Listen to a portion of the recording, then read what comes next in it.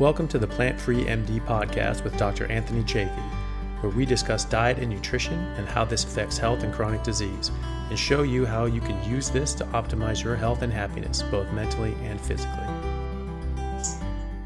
Hello, everyone. Thank you for coming on to another episode of the Plant-Free MD podcast. I'm your host, Dr. Anthony Chaffee, and today I have a very special guest, Jayne Buxton, who is author of the Plant-Based Con, which is an excellent book that we read in our Patreon book club meeting recently. Jayne, thank you so much for coming on. My pleasure. Nice to be here. So I'd love to talk about your work and your book in particular. Can you tell us a bit about yourself and your book, and we'll sort of get into it? Sure. Well, I am a writer, and I've written a whole variety of things in the past, nonfiction and fiction, journalism. But I really came to this book as a concerned citizen more than anything else. I started to become very alarmed around, the middle of 2019. I started to notice a real increase in the volume of the arguments for everybody to be vegan, to save the planet, and every other reason that they could tack onto it. And then I saw the movie The Game Changers and realized how many people were taken in by that. And I just thought, wow, this is going to become a real big health crisis if we're not careful. And particularly young people are going to be the ones that suffer because they're going to be taken in by it. They want to do the best they can. And they think that this is the best they can. So they're all going to go vegan, or at least try it. And so I thought, well, a book has to be written. And I looked around, and there were books on this subject. Of course there were, and there have been some fantastic ones. But I felt there was still a bit more to be said. And I felt that there was room to really address the subject head on, which is what I did. And the title is very head on. It's quite controversial, and purposely so, because I really wanted people to sort of sit up and think, oh, well, there might be another point of view. What is it? Even if they think I'm crazy. I just needed that to be the first thing that they registered. Yeah, well, it is a great name. Just a great plant-based con just really hits that home. I mean that one of my more popular lectures, I just named "Plants Are Trying to Kill You," and it just it just takes it there. It just said, "Hey, this is what we're talking about." So I think it's a great head-on message, and I thought you did an excellent job. For the book, I mean, there are a number of parts, and first of all, you argue or basically present the evidence for and against. Is a plant-based diet actually healthy for you? So, what are they saying? Makes up a healthy plant-based diet, and why are they saying it's better, and why may not that be the case? Well, I think that they say it for all kinds of reasons which are untrue. So they'll be saying, and most of the argument in favor of a plant-based diet, it seems to me, rests on the demonization of saturated fats and cholesterol. So whenever you read any sort of popular mainstream article, they'll be talking about, oh, well, you're better off getting your protein from a plant source because animal sources have cholesterol and saturated fat, and that'll raise your cholesterol in your body, et cetera, et cetera. So the fact that we have disproven those links, and that we now know, and it is widely acknowledged, that cholesterol in food has nothing to do with cholesterol in your body. The fact that the link between saturated fat and cholesterol, LDL, has been shaken, if not completely debunked, repeatedly, particularly in the past 5 years. There have been a number of studies. That doesn't seem to stop the arguments still being made. So then you have to think, well, how are we going to argue with that? So you have to unpick all that data around saturated fat. And I did that over a very, very lengthy chapter, and probably too long, but there was just so much to be said.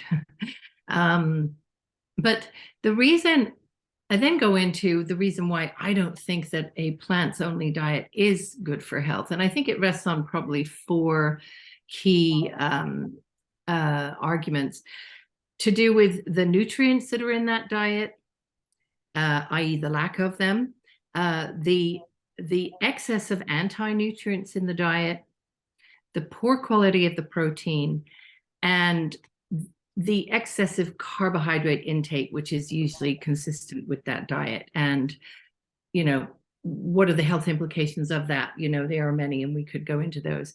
But those are the main reasons that I argue you're not better off eating a plant-based diet. So I think you'll be very familiar with this. I think you have an encyclopedic memory for, studies, and which I've seen in action recently at a conference. So I know that you can cite all kinds of facts and studies around just the stuff I'm talking about. But what a lot of people really don't realize when you tell them, they're shocked, is that you can't get certain nutrients from plants. You can't get vitamin A.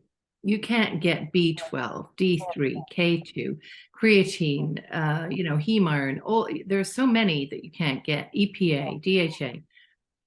And they kind of look at you dumbfounded because they've been taught and led to believe that plants are gods, that they have all the nutrients we need. So that's a big surprise. And then you have the other side of that nutrient coin is the fact that some nutrients that you can get are less bioavailable. So the iron being one of them. There are very low amounts of zinc and methionine and leucine and a number of other things. And in fact, the WHO recognizes this. So for zinc, for example, they have increased the recommended daily allowance for those countries where there's not much meat consumed and where it's mostly grains. So this is a complete acknowledgement of the fact that the zinc from the grains is not doing the job. Right. And that you need to therefore eat double the amount of even the RDA. And that's not happening around the world. But so yeah, that's the nutrient argument. And then of course there's anti-nutrients, which speaks to your point earlier about plants are trying to kill you. So there are these compounds in plants that, again, people are so unaware of. And I think we're becoming a little bit more aware of things like oxalates. Now, thanks to some popular work being produced, the likes of Sally Norton, Toxic Superfoods, making people aware of the fact that there are these things called oxalates. They're little crystals that can form. They can cause anything from gastro distress to kidney stones to arthritic joints to brain fog. There are a whole number of repercussions of eating those. And it's probably okay if we're eating them in small quantities, but in a vegan diet, you're not going to be eating them in small quantities. You're probably loading up the spinach, right? You're loading up on the chia seeds. I never know which way to say that. Is it chia or chia? Anyway, yeah, I eat them. And, there's 100 grams in a tablespoon of oxalates in a tablespoon of those seeds. And then you'll have, say, 1,000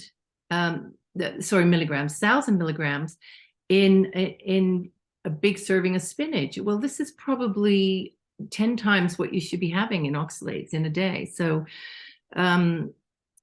you are correct that in large quantities, plants are trying to kill us. Mm-hmm. Yeah. Right. Hey guys, just want to take a second to thank our sponsor at Carnivore Bar. I don't promote many products because honestly, all you need to be healthy is to just eat meat. For those times that you're out hiking, road tripping, or stuck at work and you want a nutritious snack that is just meat, fat, and salt if you want it, the Carnivore Bar is a great option.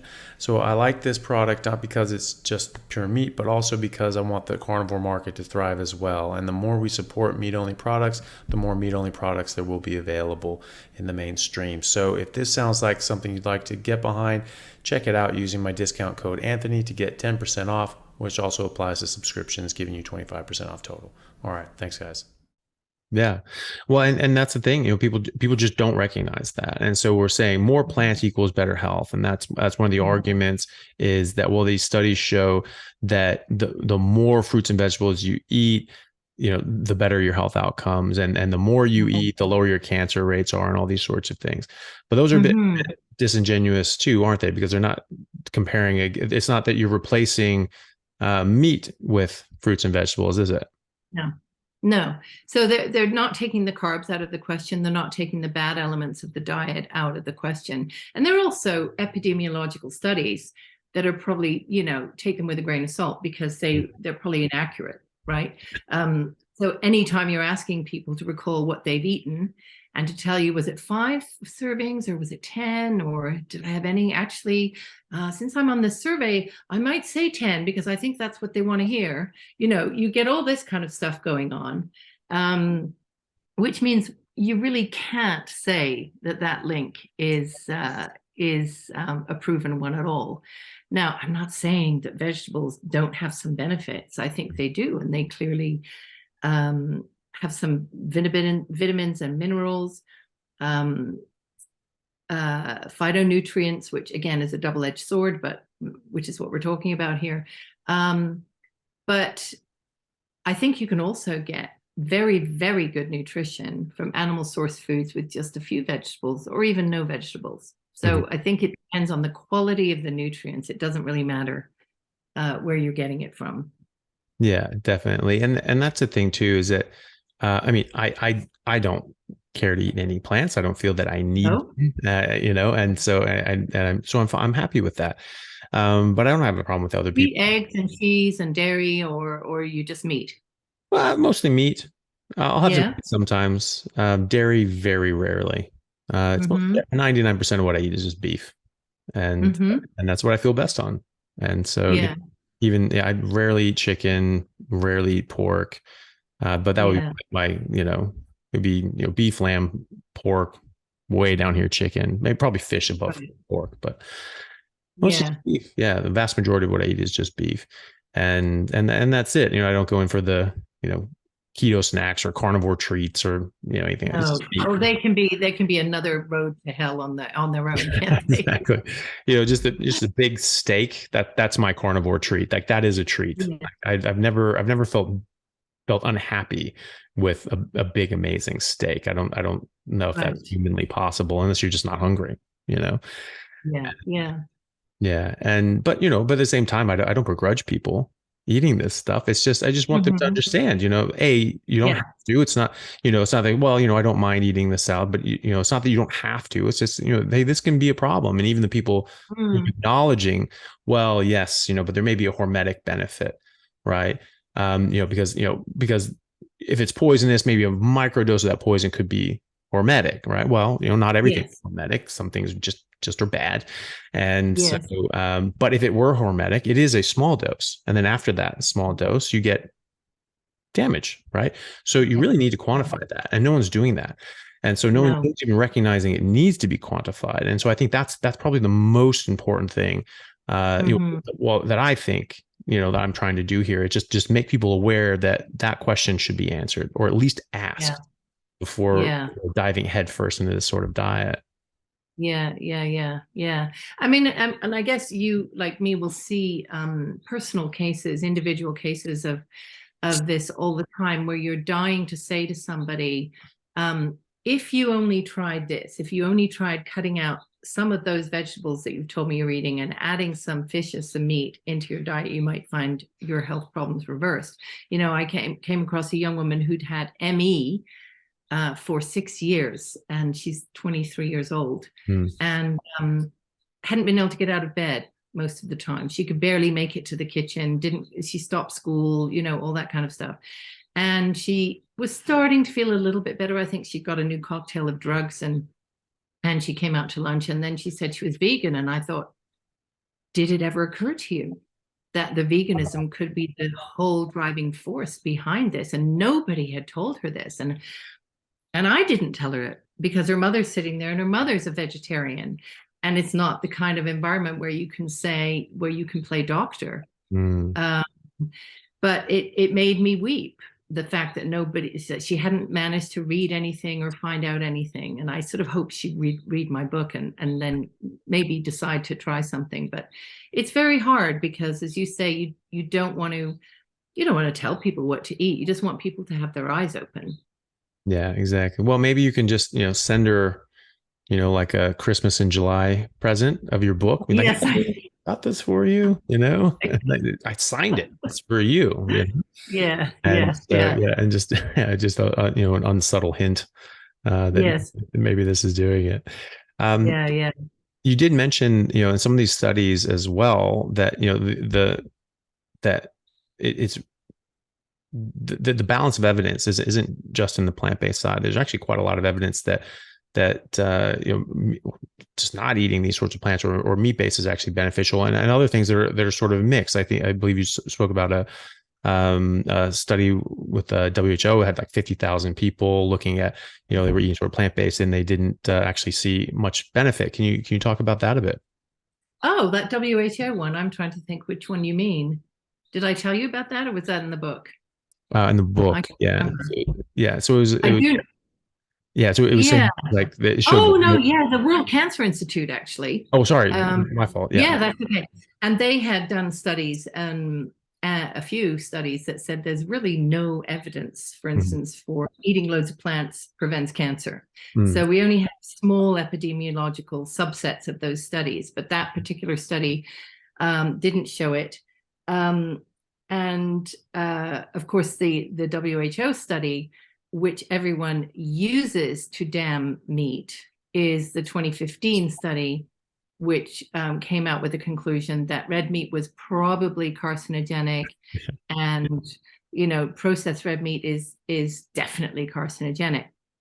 And so, if anybody, I'm sure your group of people, that your regular listeners will have already cottoned onto this, but there's so many debunks of that WHO Mm. study examining why it's led to the wrong conclusions, why it was badly done, why the evidence can't be trusted. And in fact, the most damning thing I heard said was Dr. David Klurfeld of the USDA, who had taken part in the study. He'd been one of the 15 scientists doing it. He said it was the most uncomfortable, awful experience of his professional life, because he saw the evidence being skewed. He saw good studies, important studies being thrown out, and weak epidemiology being used as a basis for these grand claims. And, unfortunately, the world still cites that study. It comes up every time. Don't you know the WHO says Yeah. meat will give you cancer?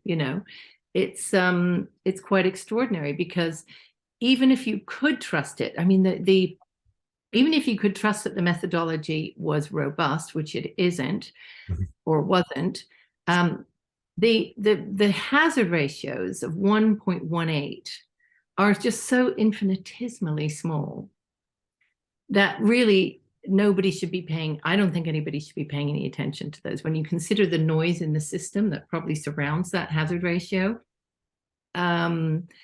it's just a nonsense, to be honest.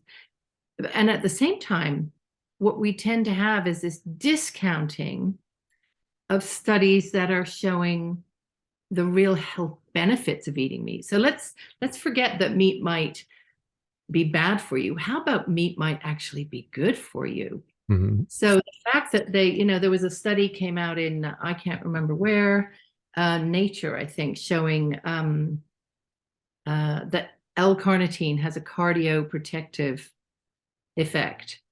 And then you read further down the paper, and it tells you where you get L-carnitine. Okay, and of course you get it from meat, fish, eggs, and especially from meat.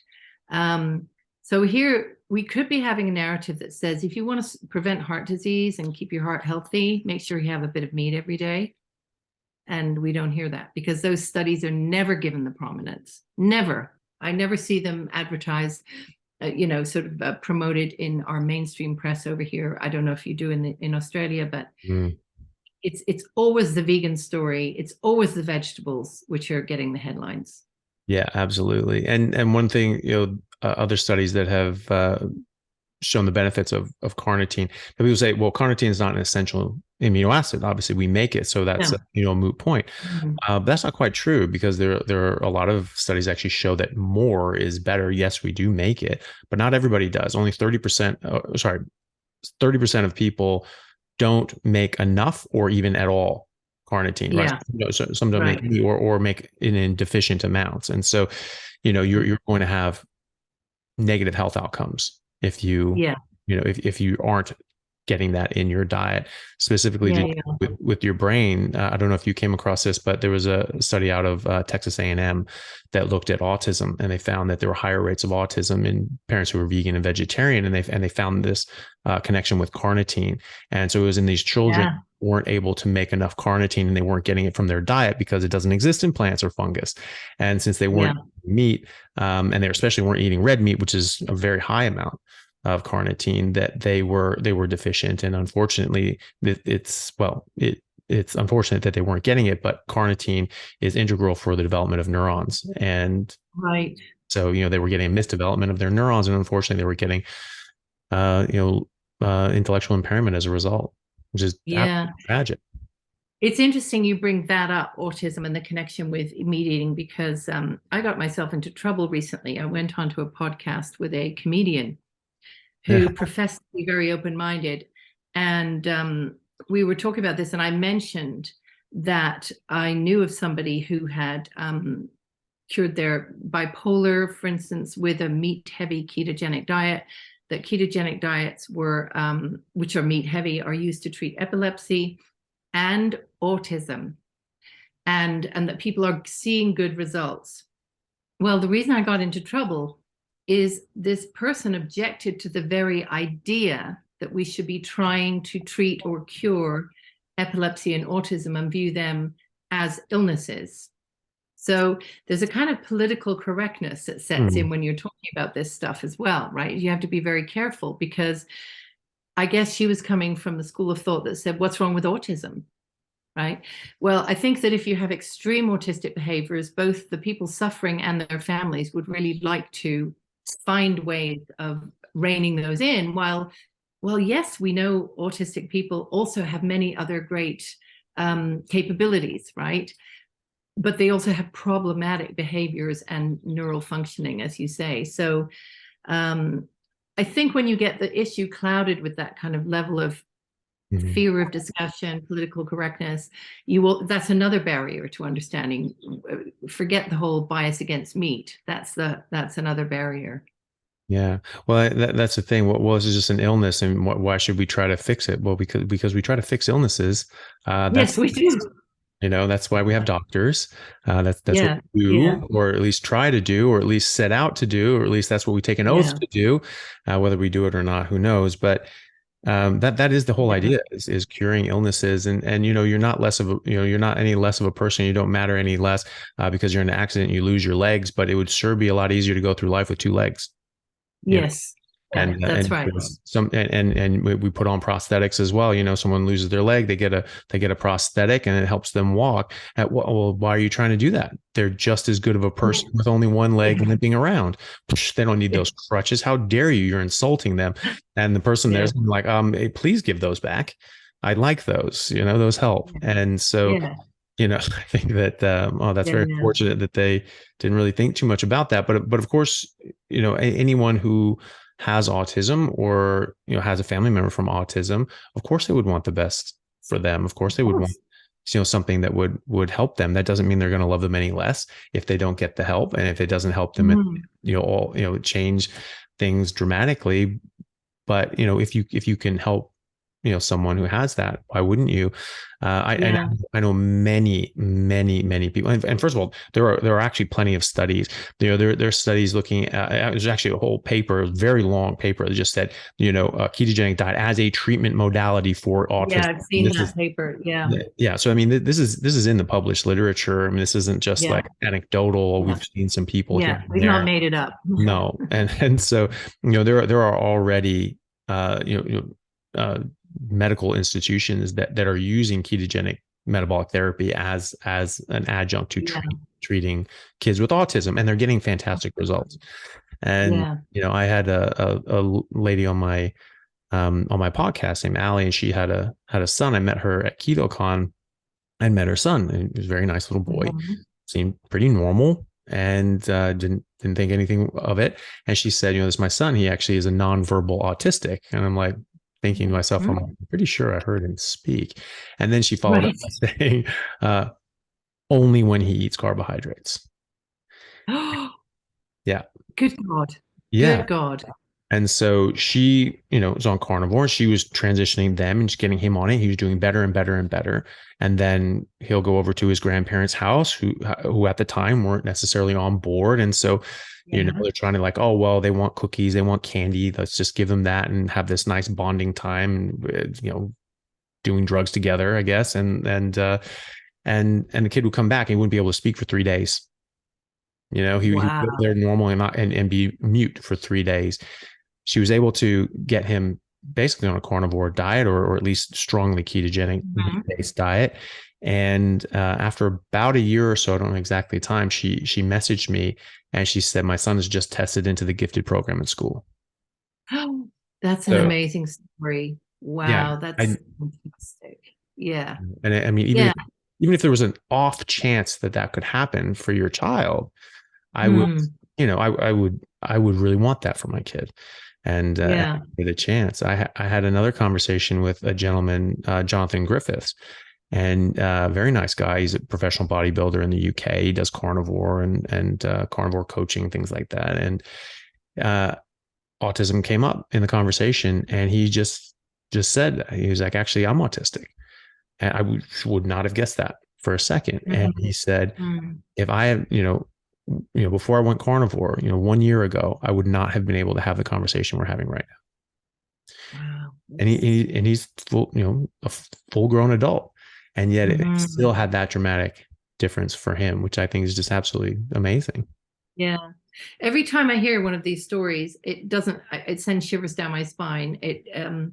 The idea that something so powerful and yet so simple is also something that a lot of people don't know about and won't accept.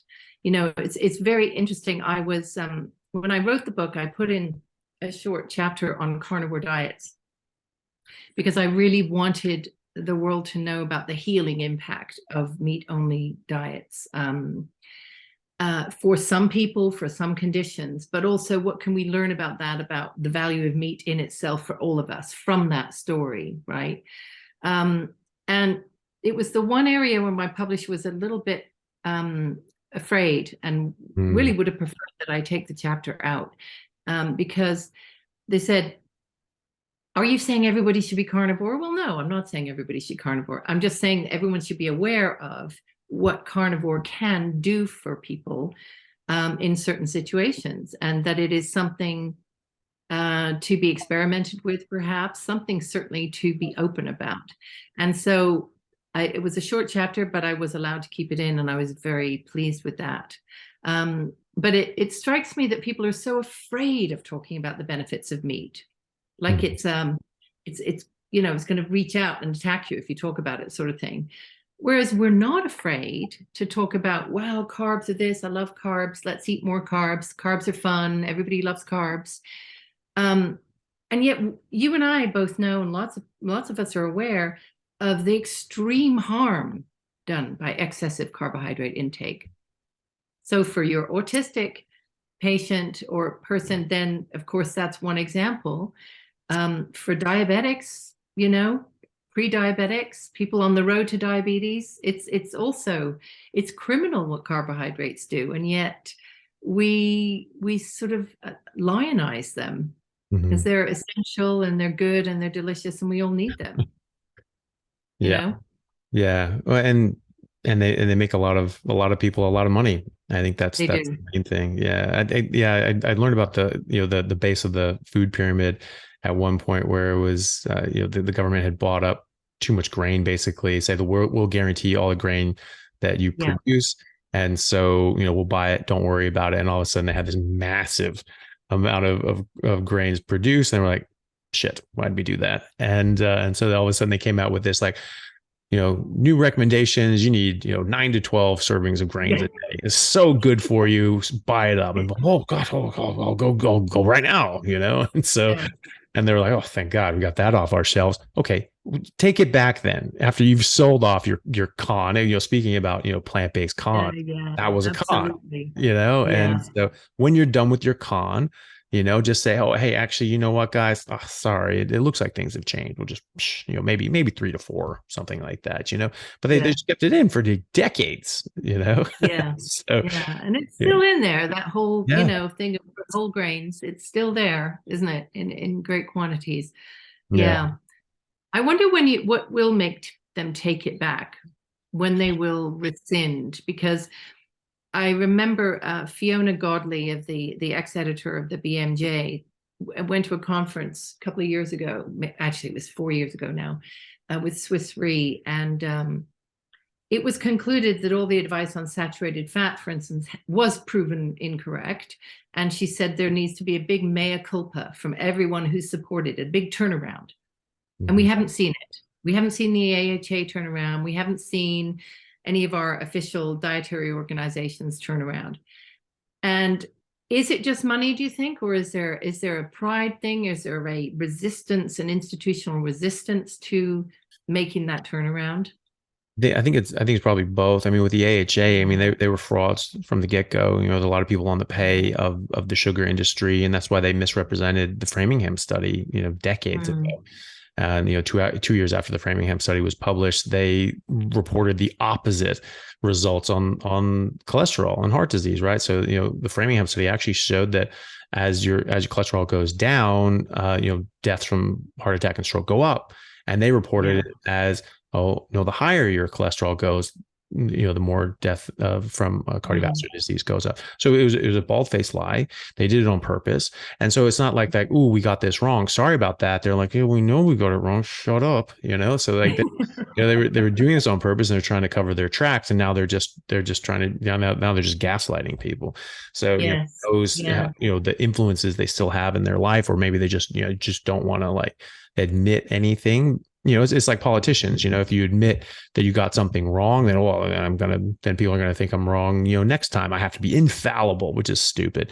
And even in politics, because people like Keynes, Maynard Keynes, Lord Maynard Keynes in England, he routinely would change his mind on things, and people, oh, you're flip-flopping. It's like, no, when new evidence presents itself, you change your opinion if you need to. That's called being responsible, and it is, and so and people loved him for it. He was very, very popular for that, because they knew that if he said like, oh, actually this was wrong, like he would tell them, so they were more willing to go along with him, because he would say, hey, let's back up if he felt he needed to.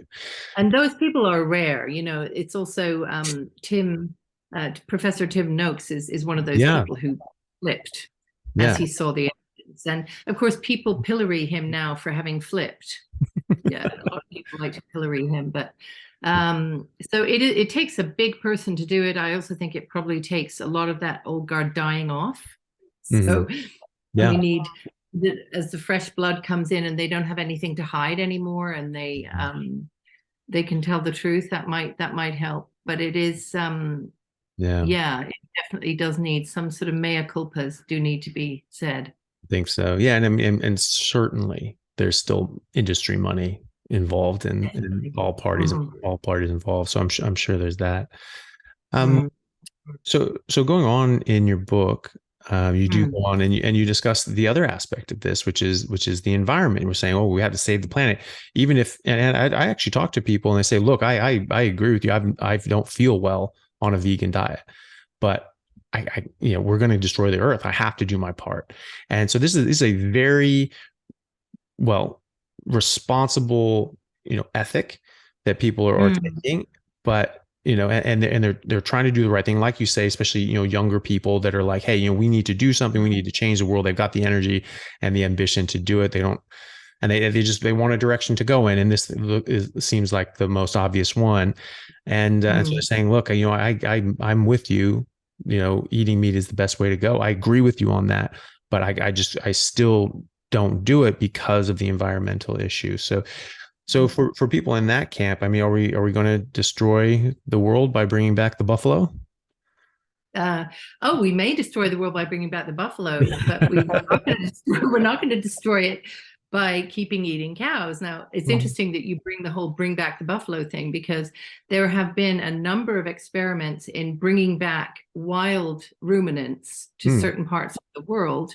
And in Tanzania, a particular study comes to mind in 2023, where they showed that the wild ruminants were generating just as much methane as the cows before them. So the trade-off is, but you're not eating the wild ones, and they're just trampling all over the place, right? Nobody's managing them either.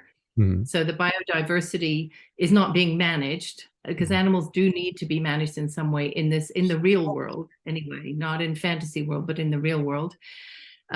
So the whole methane equation is interesting, but whether, we need to go back to basics, which is understanding whether the methane problem, the emissions problem, is as bad as people think it is from cows. And the bottom line is that it isn't. It doesn't mean that we can't make improvements, and there are things that we need to do. But the basic case is exaggerated, and it's exaggerated because we're using a metric which is GWP 100, which exaggerates the warming impact of methane from cattle by 4 times. And that is acknowledged. This is not some made up thing. This is acknowledged by the IPCC and the CCC and climate scientists. None of these claims about the emissions from cattle take into account carbon sequestration. They don't take into account the fact that we're counting life cycle emissions for cattle, but we don't do that for cars. So totally unfair comparison. Cars, it's just what comes out of their rear ends. For cows, it's everything, what they eat, the land they're on, everything, right? It's just completely mad. And then you get basic lying, right? So you'll get something like Cowspiracy saying that, cows are responsible for 50% of all emissions. Well, a lot of people go around believing that still. This is 8 years later, they still believe that. And I see it written down in lots of places on protest placards and things. Now, that number, even at the time, the number was 14.5%, not 50. So that's a big, big lie. Now the FAO is saying that actually it's about 11% global livestock as a percentage of total emissions. So yeah, there are lots of problems with how precise you can be in measuring these things, but we do know one thing for sure, which is the case against the cows is being exaggerated to great effect. And then I think that the potential for cows to help the situation is being underplayed. So people are not talking about the role that livestock play in land management, in creating carbon-rich soils or soils that have the capability to be carbon-rich, as it were, through their actions of eating and trampling and weeing and pooing and everything else. We're not talking about the biodiversity benefits of having cows on pasture. The return of butterflies, dung beetles, all kinds of insects that feed on the cow's manure, the birds that then feed on the insects, so it's a whole cascade effect. And people will, I think, say, well, cows, not all cows are managed in that way. And that's true. So a feedlot is not doing all those great things. Feedlot cattle are not doing those great things. But we could make them do that. We could manage them in that way. So we could be saying, let's revolutionize the way we farm cattle and make every cattle ranch, every farm as good as the best ones. Let's make everybody do a Gabe Brown or a Joel Salatin or any number of the Alan Savory farms that he has evidence of. That has huge potential, and people like to discount that potential. They don't believe it. They think it's a fairy story for some reason, because it's based on real experience and farmers on the ground, practical experience and their numbers, right? It's not some fancy model which is concocted in the ivory towers of Oxford University, where they shove a bunch of false numbers in, a bunch of assumptions, and lo and behold, they come out with something, a case that's condemning of livestock. So the whole thing needs to be shaken up. And as I say, I'm not saying that we don't need to do certain things to improve the methane and emissions picture and to improve the way we manage livestock. And we may need to therefore reduce certain types of meat consumption. And again, it's usually monogastrics that we are told we should be reducing, because I think there was a study by Tadici a little while ago that showed that if you just made a shift of about 10 to 12% from chicken and other monogastrics to beef, you could reduce the overall emissions burden by 5%. So that's huge. And everybody, we recognize that monogastrics, chickens, pigs, they are fed grains, which are often grown on deforested land, and that's the thing we really have to stop. So in the future, we may be eating less chicken. I don't think we need to be eating less beef. Yeah, and We from need the to switch. yeah, absolutely. And from the ethical standpoint, that's one of the stats. As Mark Twain said, there's three kinds of lies: lies, damn lies, and statistics. And so they use these. Obviously, they can just make damn lies about statistics, like we've seen. Yes. Saying it's 50% of emissions, but some of the clever ways that they'll manipulate things is there was a study out of University of New South Wales in 2011 that showed that if you're eating sort of large animals like cows and sheep and things like that to grow 1 kilo of animal-based protein, you kill 25 times less animals than to grow 1 kilo of plant-based protein, right? Because there's a lot of downstream effects from monocropping and things like that, and you're killing all these animals, and pesticides are killing birds, and then they're killing trillions of insects, which then aren't able to be available for the food supply for birds. There's even bigger knock-on effect, and things getting in the waterways and so on. So you're actually causing a huge ecological disaster from growing these crops, and with the biodiversity issue, plant-based proteins and nutrients, I think that if you considered the bioavailable amount of protein there, I think it would be much larger than 25. And then I see some people that say, well, no, if you look at chickens, if people just ate chickens, then you'd actually kill you'd kill like slightly more chickens than you would these other animals. I was like, yeah, we're not talking about chickens, right? Because there's about 300 chickens per cow, right? So so you're saying there's 3 times you have to eat, you kill 3 times as many chickens as you do these animals to grow crops. Great.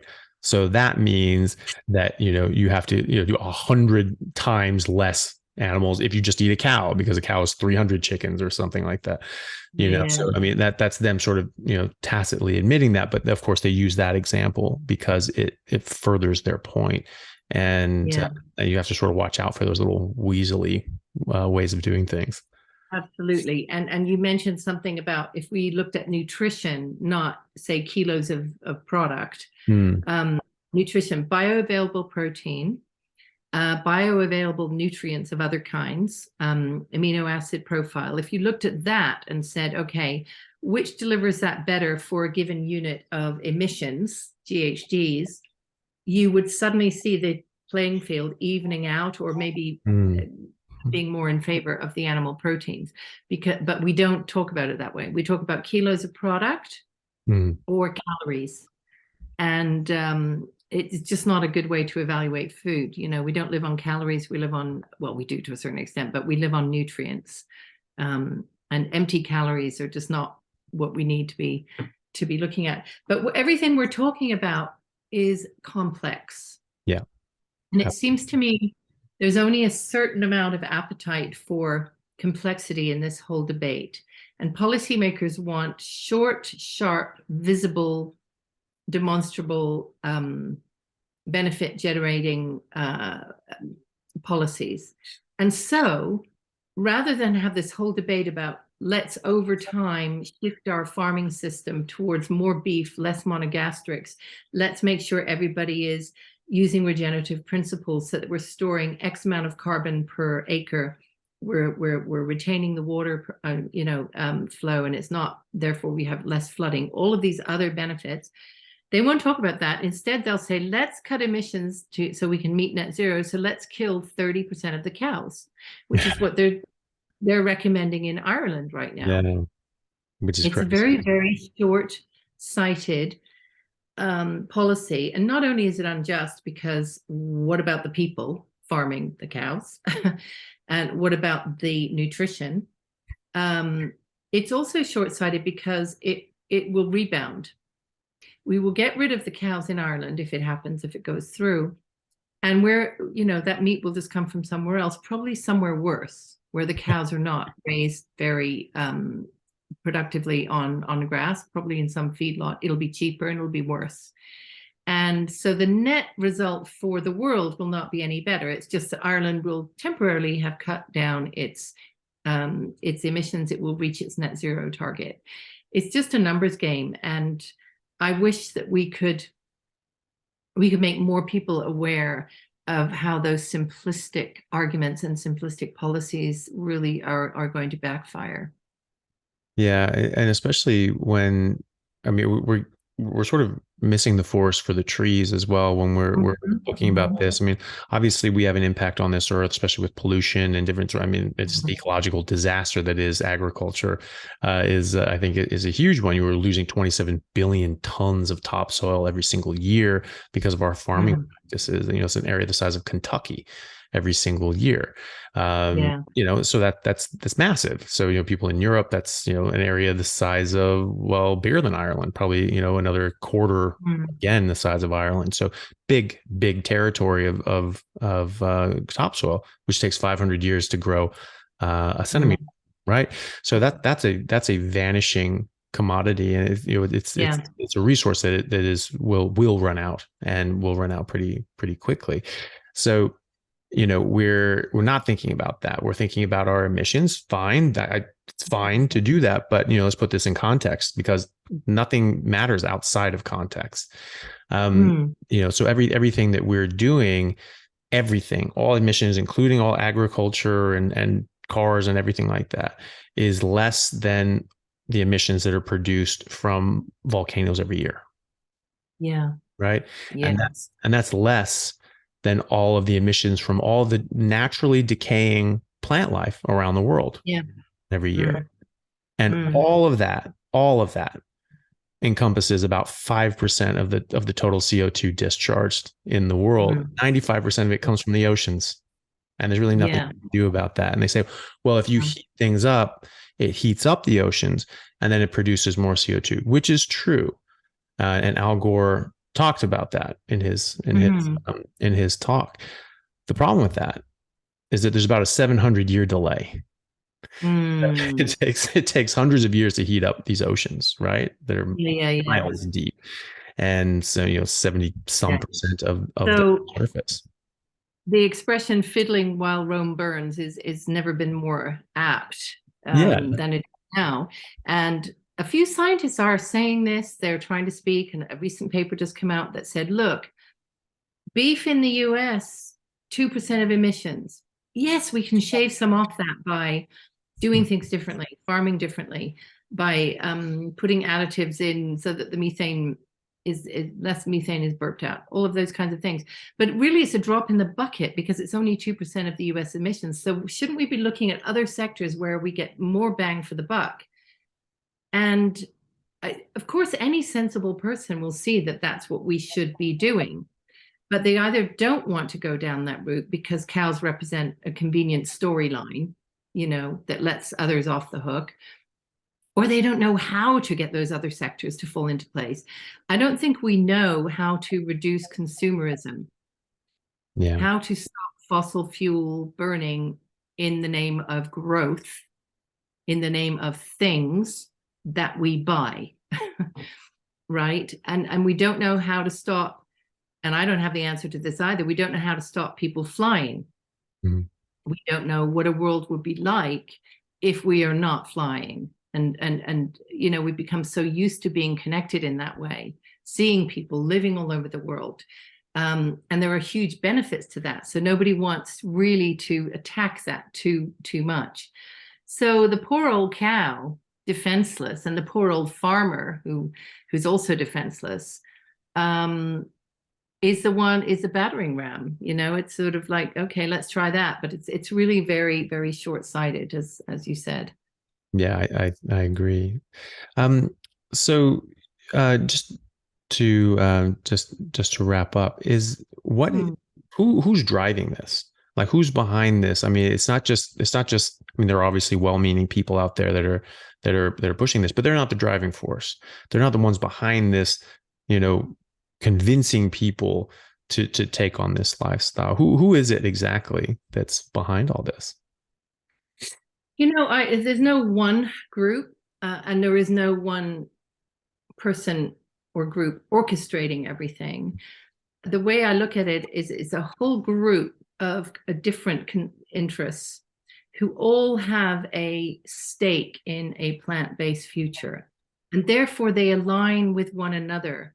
And it's almost like they form this ring, where they link arms, and it makes this argument so unsurmountable, irrefutable, right? So we know why corporations are interested, right? They'd rather make cheap processed food with cheap soy-based and corn-based ingredients and make a lot of profit on it. There's not a lot of profit in eggs, and there's no profit in milk.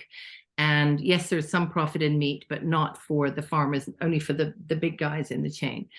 So we know why corporations are interested. We know why the Seventh-day Adventist Church is interested in pushing this narrative, because they've constantly had, since the beginning of the foundation of their church, they've had a belief that meat was evil and that we all needed to eat nuts and seeds, a vegetarian diet. So they're creating research that supports the cause constantly. They have universities and hospitals. And sometimes you can look at these studies and you notice it was peer-reviewed by Loma Linda University, Seventh-day Adventist University, and you know that they're giving a free pass to anything that's vegetable-like, right? You just know that that's happening. So we know why they're doing it.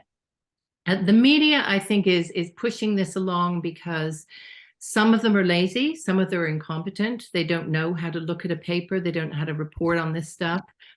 And they just go with the zeitgeist because it sells newspapers, right? And my experience of dealing with some of the media is some of them were very brave with me, and others just refused to even talk to me about the book because we can't go there. We can't go there. It's too controversial. So they're failing to do what the media should do, which is to be brave, to question things, to look at all sides. They're just not. So you have these, and then you have the so-called, the altruistic so-called organizations. You've got the Vegan Society, you've got PCRM, which is a Physicians Committee for Responsible Medicine, which sounds like a group of doctors who are doing the best for human health, but it's actually an advocacy group of which only 10% are doctors, right? So they're just advocating. And so they're doing it because they believe in animal welfare and animal sentience, and that is the number one priority. So you see, everyone has their angle, and when you add all the angles together, you get a pretty big force. And I think that's what the problem is. And they can all call on each other to support each other. And the very thing that we did today about talking about the claims about health and the claims about the environment, when you match those two together, it is very hard to argue against that, because you'll get hit by one or the other. So if somebody thinks meat's unhealthy, they'll go, but not bad for the environment, or the opposite way around. They can always call on the other argument to back up their own, and it's insurmountable. But I feel we must keep mounting the battle. Yeah. Well, that's certainly something that I've noticed when debating people, or, just not even in formal debates, but just in discussions where people will say, well, vegan, how dare you, and all these sorts of things. And I'll just say, well, look, it's just purely from a nutritional standpoint, this is where I'm coming from and all that sort of stuff. And so they'll try to debate me on that. And, it's all the normal ones, cholesterol, what about fiber? You're not going to get all the nutrients, very easy stuff that, you've answered 1,000 times. So, it's all just fresh in your memory. And then, once they feel themselves losing ground, they'll pivot to, whoa, but I mean, the disaster on the environment and all these sorts of things. And all of a sudden it was like, look, that's a very important thing to talk about. And we can definitely talk about that. But I'm just talking about nutrition here. I'm just talking from a nutritional standpoint as a doctor for my patients and myself. I'm just saying this, and they're like, okay, all right. And so you keep going that. And then you wear them down, but you keep them on point, and just say, okay, yes. And you'll wear them down, like, okay, all right, fine. Well, well, I agree with you that nutritionally, this is definitely the best way to go. But environmentally, like, this is just a disaster, and we just can't afford to do this. 8 billion people, this is unsustainable. Okay, well, that's great. Let's talk about that. And then we go into that. And then halfway through that, they feel themselves like going like, oh my God, I'm losing this one too. Like, what the hell happened? And then they go, but I mean, ethically, you can't just murder all these. And that's something very important. And I agree with you. This is very important. But right now we're just talking about just environmentally, and they're like, okay, they go back. And once you get them on those, and then they'll go, okay, all right, fine. Okay. Yes. I agree with you on the nutrition and the environment, but I mean, how can you justify murdering? Glad you asked. So and then you go into that, and that's a good strategy. Yeah. Oh, it's the only way. I mean, because people just slip by, and that's the problem too. With having these debates online, is because people can just slip off, and if you're face to face with someone, talking with someone, it's very, very difficult to worm out of things, because you can just quickly just be like, no, you're running away from it here. This is a red herring. This is like, we're talking about this, and if they're just still just talking about this other thing, it's just like, okay, this person's lost their mind. I mean, it's just not a normal way of conversing. So, but you can do that on online and on Twitter and things like that, and so. You'll see, a bunch of slippery eels. They just will not answer questions, will not stay on the topic, just constantly changing. Go, well, what about blah blah blah blah blah? No, we're talking about this. You made this point, and you're wrong. And here's this. Defend your position, and they'll just talk all over it and find one thing that you said, and they'll just spin a tangent on it and things like that. So it's difficult with those guys, but everyone else sees what they're doing. And everyone else sees it being completely dishonest. Yeah, so I have a little bit of faith that the argument will win the day. I think I have to. I agree with you. You pick the arguments off a little bit at a time. What we are seeing is that despite all the noise, the actual conversion to veganism is not terribly high. And, it still remains, 2 creeping up to 3% of the population. Now, and we also see that the alt meat market, whether you're talking plant-based meats or lab-based meats, is floundering, right? Sales are shrinking. We just had a big company called the Meatless Farm go bankrupt this week. 3 years ago, I was writing about them as having been the new star that was being funded by Channel 4, our Channel 4. And so they've gone under. Every day, almost, you read about a vegan restaurant can't make it, closing or going back to selling animal foods. So it's clearly a bumpy ride, and maybe that's always the way. But I know there's somebody, the head of the alt meat lab at Berkeley in California, says that lab meat will never work. Never. Because all of the difficulties involved in producing at scale, all the possibilities of contamination, the impossibility of recreating the very functionality of the protein, the way it operates, animal protein operates. So if he's saying it, then I think we should take note. And so I think all of those things add up to, okay, I don't think we're going to have an easy replacement here with all these other sources of meat. So we're going to have to go back to the nutrition question again and say, okay, what is it worth to us to have that better nutrition? We need some of these foods in our diet. And I hope that that's where we'll be in 4, 5, 6 years time when this whole alt meat thing is played out, which I hope it will. I do too. And I think a lot of people are becoming aware of this, people like yourself, are pointing this out, like, hey, we've been lied to, we've been misled. And I think that message is really resonating with people, because people don't like to be fooled, especially when their good intentions are taken advantage of. It's always the story with con artists. The most successful con artists are the ones who conned people who were a bit sleazy themselves, and they get them involved in cons that are like conning someone else. Like, oh yeah, we're going to do this thing on, it's going to be this backdoor sort of deal. We have some inside information. We're going to do this on something, and it goes horribly wrong, and someone dies. Like, oh my God, we got to get out of here. And they get out of there, or they realize they've been conned, but they're like, you know what? How do I go to the cops? I tell them that we were going to try to, screw someone else. I mean, criminals don't go to the cops when they get robbed, and so, but, honest people that are doing things for honest reasons, and they're saying, hey, I'm trying to help the world. I'm trying to help people. And they have their good, honest intentions are being corrupted and manipulated. I think that really offends people, and it really gets them upset. And so, I think that's going to galvanize people as well. When a lot of these young people realize that they've been taken in by this, their health has suffered, they're really, really unwell, and it's actually damaging the environment, and it's really only profiting certain people, and pushing an agenda for whatever reason. I think that's going to bother people. It's grown quite dramatically. When I came to Perth, no one had heard of what I'm doing, and I mean, people thought I was out of my mind, and I had to have that conversation where I would stepwise people through this. No, we're just talking about nutrition. We'll get to that. Okay, now we're talking about environment. Okay, now we can talk about that. 2-3 times a day, easily, every day. Yeah. And I, like, for years, like 2 years. And then more and more people, were listening to that, and they sort of like spread out and started making more copies.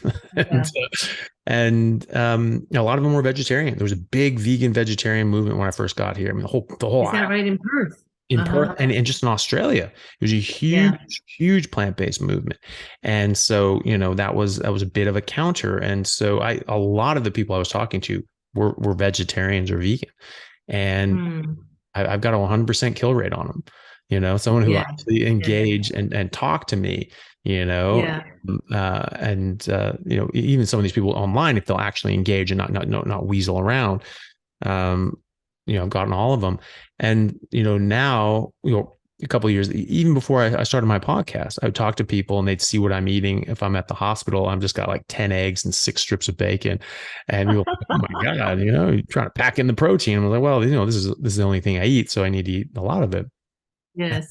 They're like, oh, you're doing a carnivore diet. And I'm like, and they'll call it by name. And they're like, oh yeah. It's like, well, yeah, I am. And well, my brother's doing that. He's actually, he feels really great doing that. Is that a good thing? I was like, yeah, it works for me. I do great. Yeah. And so now people are doing that. I've had patients recognize me, like in the emergency department, like go down. I'm like, really? Right. Yeah. And neurosurgery is very niche, right? There's not that many people that need our there's a reason for that, because it's pretty damn difficult, I would imagine. And and so it's you get not all that many patients need us, but here's this person who has this issue, and all of a sudden we're talking about that issue, and I'm admitting them into the hospital, who's going to get in for surgery. And then so I literally just came back because I forgot one thing, came back, grabbed something out of his chart, and he just said, hey, can I ask you a question? I was like, yeah. I was like, do you by any chance just only eat meat? And I'm like, yes. Like, why do you ask? And he was just like, I actually follow you. I've seen your podcast and things like that. So like, this kid had recognized me, and then not like realized quite who I was. And then was like, I think that's him. And so, now you're getting people, recognizing this and recognizing it by name. And so I think it is growing. And I think that grassroots movement, which is the only way that's going to grow, is there. And so, and now we're getting to the point where we're starting to get a bit more attention. We're starting to get in the news, like Daily Mail in the UK. I saw that. My goodness. Yeah. Called bizarre behaviors of this, doctor. He only eats meat, hasn't eaten vegetables in years, all these sorts of things. And so, what was that? What did Gandhi say? First they ignore you, then they laugh at you, then they attack you, then you win. So or maybe they tag. Yeah, I think that's it.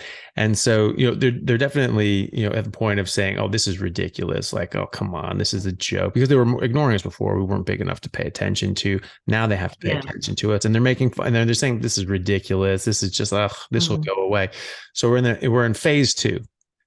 And so I think if we just keep moving forward, and that we'll get there in the end. Yeah. And your podcast is a great communication vehicle. Of course, you are in the home of, in a stronghold of the Seventh-day Adventist Church in Australia too, aren't you? With sanitarium and those links. I don't know if have you had Belinda Fettke on your show? I haven't, but I plan to. Absolutely. Yeah. I think you should have both of them if you can, but Belinda tells a great story. I think more people in Australia definitely need to know that, because that's where it really, has its strongest influence, I think. Well, which makes perfect sense with how strong the plant-based push is here, and the vegan vegetarian push is here. And the various Australian nutritionists who are just like, no, this is the only way, this is the only way, this is the only way. And just everything coming out of their mouth is just pure propaganda. And it's like, that's what they've been taught. And it's fully understandable why they think that, is because that's what they studied for a number of years. And that's what they're being paid to say, because the cereal manufacturers are, sponsoring this and that, and sponsoring the dietetics organization. And, how can you escape from that? How can you escape? So keep up the fight. Yeah. Well, thank you very much. And you too. So and that, well, I know you have to go. Thank you very much for your time. It's been an absolute pleasure to see you again. Hopefully see much more of you in the future. Yeah. Maybe in a book club, maybe next year's PHC conference, whatever. Yeah. Absolutely. Maybe both.